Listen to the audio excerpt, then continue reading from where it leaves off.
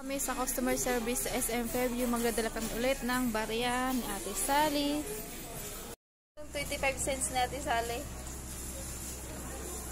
Talagay na natin. Okay na yan. Sige, ganito natin.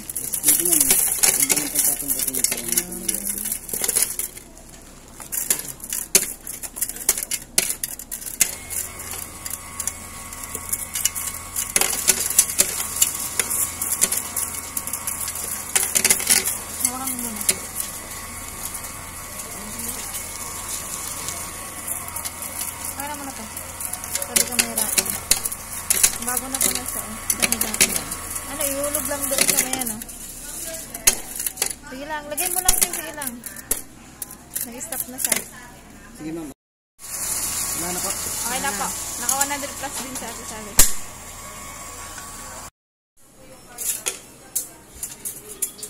Naka 158 din yung mga coins na Ate Sally.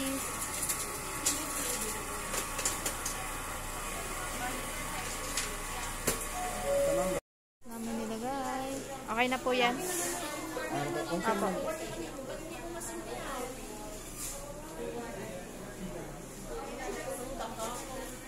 Thank you po. Happy na po to? Thank you po.